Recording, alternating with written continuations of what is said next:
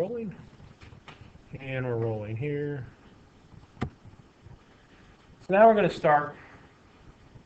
We did the Lewis structures, and you all know how to do that. Molecular geometry. You said you needed algebra for this course. Nobody said anything about geometry. We're going to talk about what's called Vesper model.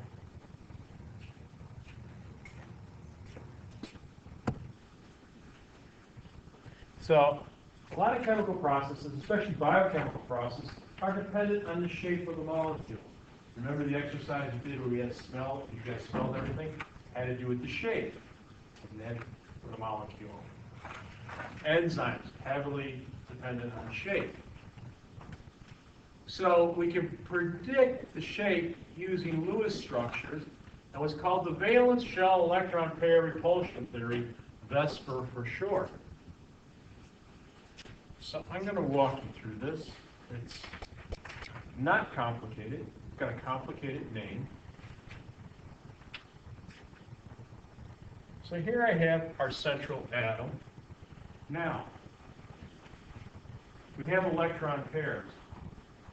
What do electron pairs do? They want to be close to each other? Far apart from each other. So I have two negatives coming close. They're going to do what? Repel. So they want to be as far away from each other as possible. So if I have two electron pairs, let's call them electron domains. How far apart are they going to be? Around the central atom, how far apart are they going to be? Maximize your distance. On opposite sides. I'm going to draw this little thing here. What's this angle? 180. What's that shape? Huh? What without ignoring that? What's that shape? What's that shape? A line. Okay. So we call this linear. There. You thought this was going to be hard. So now I have, just wait, you're waiting.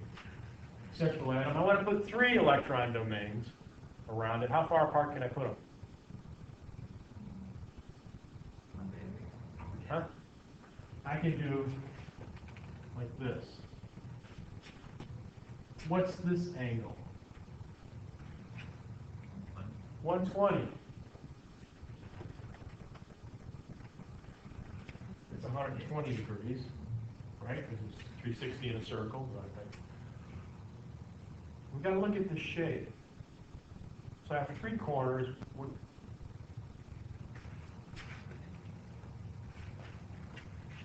Triangle. Now they're all in the same plane. Okay? So we call that trigonal planar.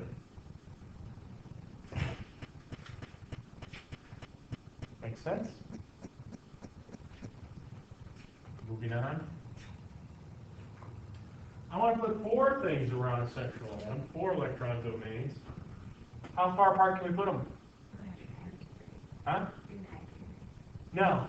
I knew you were going to say 90. That's wrong, because 90 degrees is fine around a circle of 2 dimensions, but we don't live in a 2-dimensional world.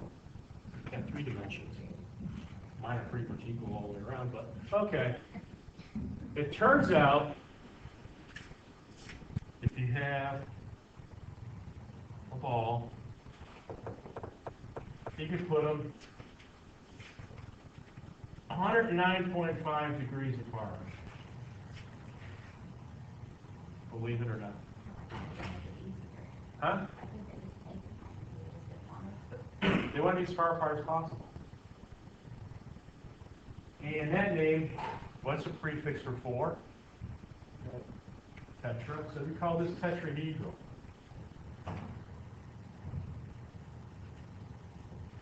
Okay, I actually have models, and I'm going to.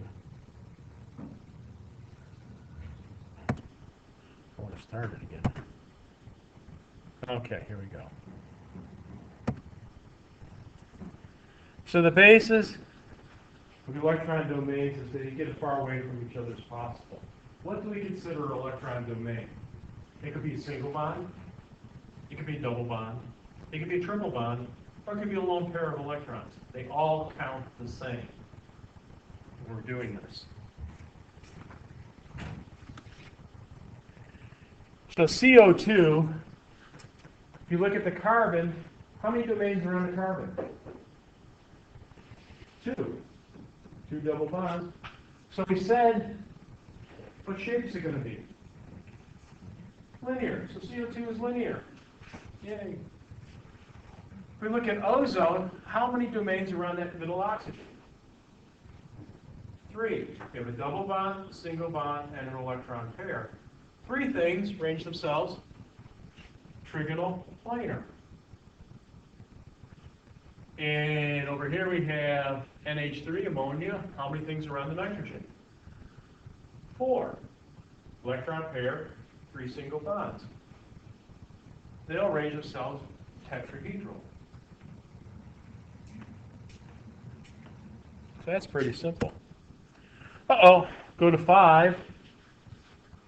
So PCl5 has 5 things, phosphorus has 5 things around it. And our xenon tetrafluoride has 6 things around it. So that all affects its shape. They use balloons in their pictures. So you can see 4, 5, and 6.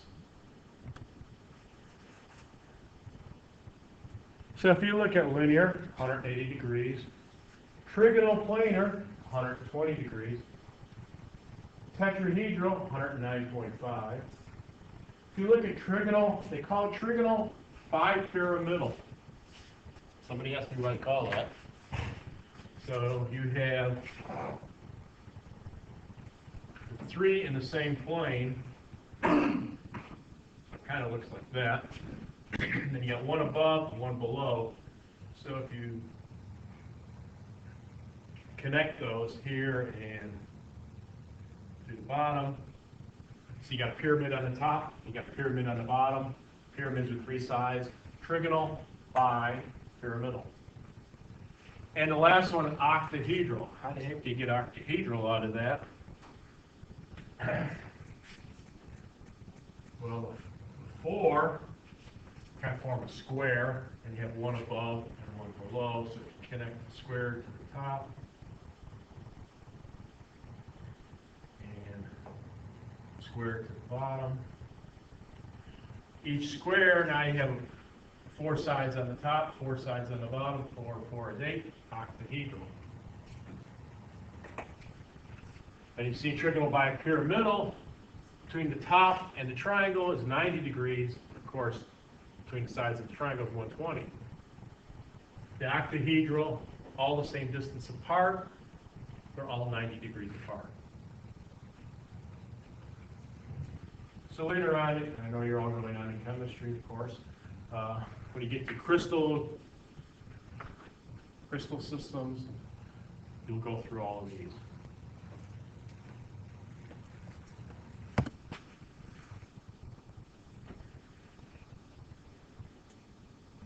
We have to distinguish between the electron domain geometry and what's called the molecular geometry. So what the electrons do, what the molecule does, many different things. So if I had electron geometry, electron domain with 3 things, we said trigonal planar. Get the stuff in a plane, trigonal plane. Now, all of these electron domains have atoms attached to them.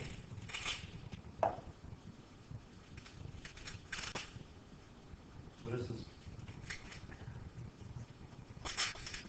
a molecule.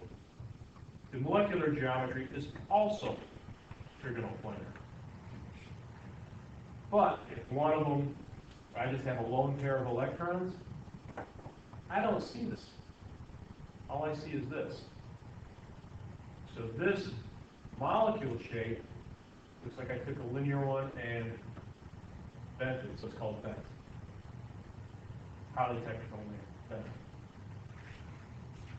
So here we have three domains, electron domains. We have two bonds in the electron pair, but the molecular geometry is called bent.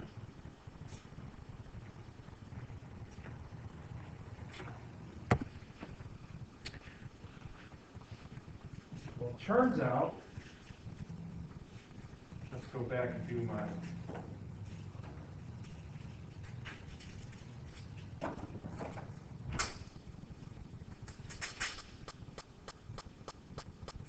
tetrahedral, for example.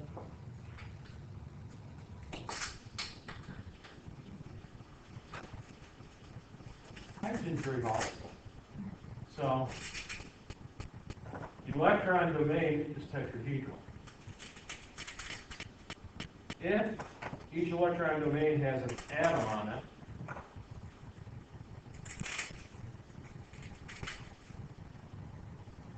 the molecular geometry is also tetrahedral. If it has one lone pair, like ammonia did, I take this off, we don't see this. Ammonia is very unstable. We see just the bottom part.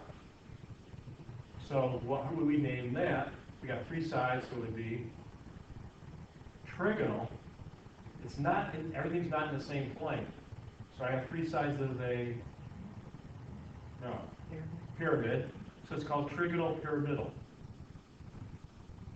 Now I can take another, say I have two lone pairs now. I don't see either of those, I just see this. What shape is that? Bent. So you see the difference.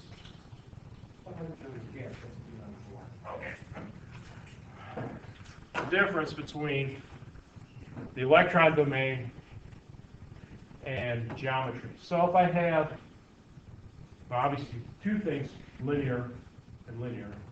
If I have three things around a central atom, the electron domain is trigonal planar. If I have one lone pair, it becomes bent.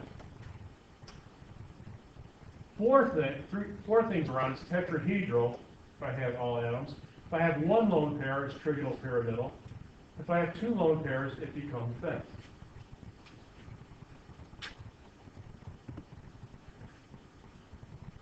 And we'll just go through these. If I have five things around it, it's trigonal bipyramidal. If they all have, it's the electron domain. If they all have atoms, it's still trigonal bipyramidal. If I have one lone pair, I guess they really discussed this a lot, it's called seesaw shape.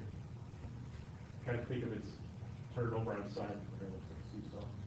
Okay. If I have trigonal bipyramidal electron domain with two lone pairs, it becomes T-shaped. You can see the T. That's fine. And if I have three lone pairs, it becomes linear again. Notice that when I have lone pairs for the trigonal bipyramidal, they go on the triangle part of the shape, not the above and below. What happens with the octahedral? Well, if I have all six atoms on there, it stays octahedral. If I have one lone pair, now I have square pyramidal. Now I have four sides, as opposed to trigonal pyramidal, which only has three sides. If I have two lone pair, now it becomes square planar.